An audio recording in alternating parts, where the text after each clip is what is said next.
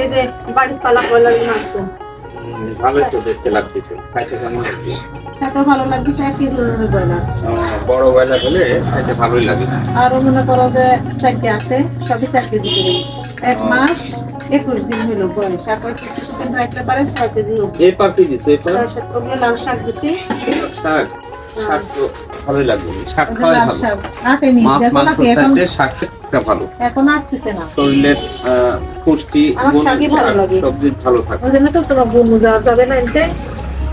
মাংস মাংস আমার সাথে 2-1 পিস খাই, কিন্তু শাকের তরকারি আমার খুব ভালো লাগে। বেশি বড় ঘরে কড়া আছে, কড়াটা এনতে যাবো না। বাড়ির ব্রয়লার পালিটা ইচ্ছে স্বাধীন খাও, কিনে নিয়ে এসে গেলে যে একটা 300 টাকা লাগবে, 220 টাকা এনে।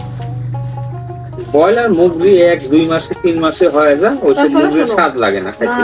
খাবারের আর দেশি মুরগি হলে সবচাইতে স্বাদ লাগে খাইতে। পাইয়াটি ওষুধ খাওয়াটা 2 দিনে থেকে যায়, রান্না করলে তো কমে যায়। আর এটা দেখো তো, দেশি মুরগির মাংসের মতনই একবারে শক্ত। তারপরে একটু বয়স করে রাখলে আর সব দেশি মুরগির মতো স্বাদও লাগে। না, ব্রয়লারের ঠিক ফাইন হবে না।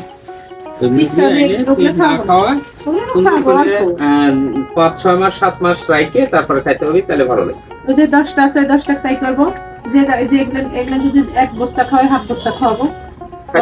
খাইতে খাবি না এইসব, না খাওয়াই। ভাত দিব, তরি তরকারি, জাবা স্পিড সব দিব, তেলানি, তোমার চাল, মানে